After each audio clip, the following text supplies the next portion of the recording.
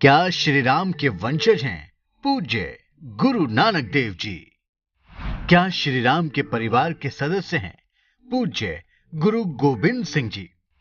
क्यों पूज्य गुरु नानक जी और पूज्य गुरु गोविंद सिंह जी का श्री राम के पुत्रों लव और कुश से गहरा रिश्ता है?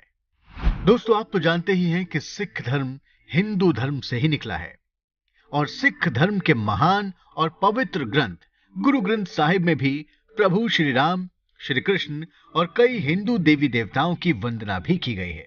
ऐसे में आजकल कुछ लोग सिख धर्म और हिंदू धर्म के बीच दरार पैदा करने की साजिशें रच रहे हैं। कनाडा और ब्रिटेन में बैठकर कुछ अलगाववादी खालिस्तानी ये बताने की कोशिश कर रहे हैं कि सिख धर्म और हिंदू धर्म के बीच कोई समानता नहीं है और हिंदुओं ने हमेशा सिख धर्म के महान गुरुओं के साथ गलत किया है, जबकि इतिहास गवाह है कि सिख और हिंदू हमेशा सगे भाइयों की तरह प्रेम से रहे हैं।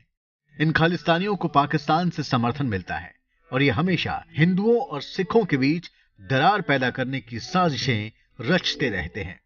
लेकिन इनका मुंह उस वक्त बंद हो जाता है जब कोई इन्हें बताता है कि असली सिख वही है जो पूज्य गुरु नानक देव जी और सिख धर्म के महान गुरुओं के बताए रास्ते पर चलता है और हिंदू धर्म के सभी देवी देवताओं का भी सम्मान करता है।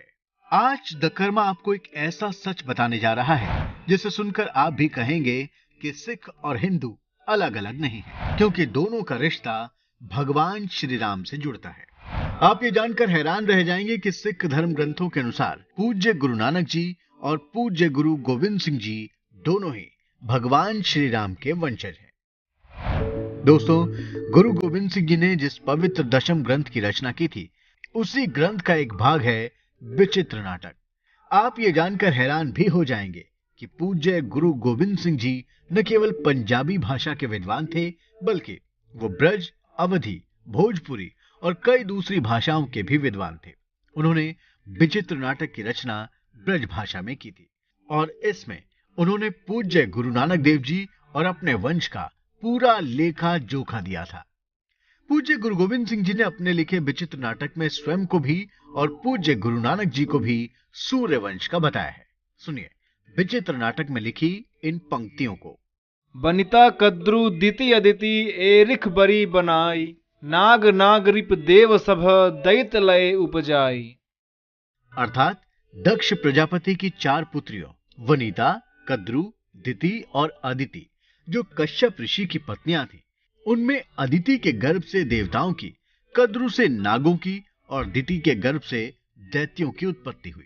ताते सूरज रूप को धरा, जाते वंश प्रचुर रवि करा, जो तिनके कहीं नाम सुनाऊं, कथा बढ़नते अधिक डराऊं।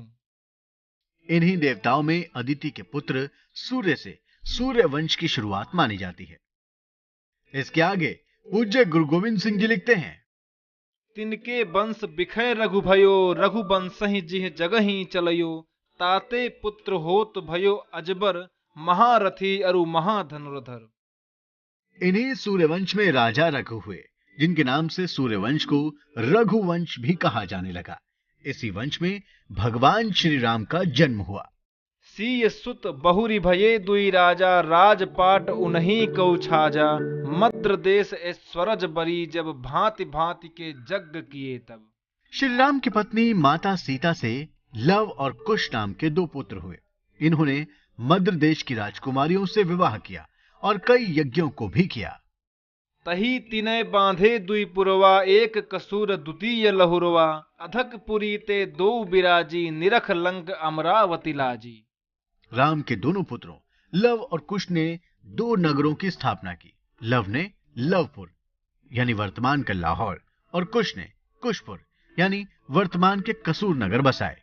बाद में कुश के वंशज कालकेतु और लव के वंशज काल राय के बीच युद्ध हुआ।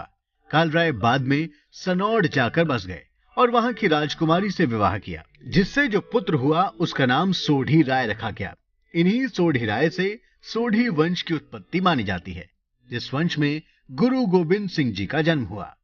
लवी सरब जीते कुशी सरम बहारे, बचे जे बलि प्राण लय के सिधारे, चतुर्वेद पाठियम कियो काशी बासम, घनय बरख कीने तहां ही निवासम।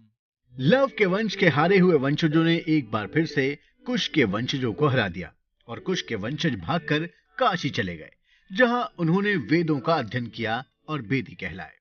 इन कुश वंशी वेदियों को एक बार फिर से लव के वंश के सोढ़ियों ने बुलाया और कहा कि दोनों भगवान श्री राम के ही वंशज हैं, इसलिए दोनों को वैर का त्याग कर देना चाहिए। उनके बुलावे पर कुशवंशी बेदी पंजाब आए और उन्होंने लव वंश के सोढ़ी राजा को वेदों का ऐसा ज्ञान दिया कि लव वंशीय सोढ़ी राजा ने अपना सारा राजपाट कुशवंशीय बेदियों को दे दिया। बेदी भयो प्रसन्न राज कह पाई कै, देत भयो वरदान ही है हुलसाई कै। जब नानक काल में हम आन कहाई है, हो जगत पूज करी तो ही परम पद पाई है। कुशवंशीय बेदी प्रमुख ने लव वंशीय सोढ़ी राजा को वरदान दिया कि जब भविष्य में कुशवंशीय बेदियों में नानक जी का अवतार होगा, तब वो लव वंशीय सोढ़ी वंश को एक बार फिर से उच्च अवस्था प्रदान करेंगे। दोस्तों, हम सभी जानते हैं कि पूज्य गुरु नानक देव जी बेदी वंश में ही अवतरित हुए थे और पूज्य गुरु गोविंद सिंह जी ने सोढ़ी वंश में अवतार लिया था। हालांकि कुछ लोग विचित्र नाटक के बारे में ये दावा भी करते हैं कि इसे पूज्य गुरु गोविंद सिंह जी ने नहीं लिखा था, लेकिन जो भी लोग इसे पूज्य गुरु गोविंद सिंह जी का लिखा मानते हैं, वो आज भी इसी विश्वास पर कायम हैं कि पूज्य गुरु नानक देव जी और पूज्य गुरु गोविंद सिंह जी के अवतार प्रभु श्री राम के वंश में ही हुए थे। इसलिए जो भी लोग हिंदू और सिख धर्म के बीच दरार डालना चाहते हैं, उन्हें ये वीडियो जरूर देखना चाहिए। और अगर आपको हमारा ये वीडियो पसंद आया हो तो आपसे निवेदन है कि आप इसे जरूर लाइक करें। और अगर आप हमारे चैनल द कर्मा पर सनातन धर्म से जुड़े अनसुने रहस्यों को जानना चाहते हैं, तो आप हमारे चैनल को जरूर सब्सक्राइब कर लें। धन्यवाद।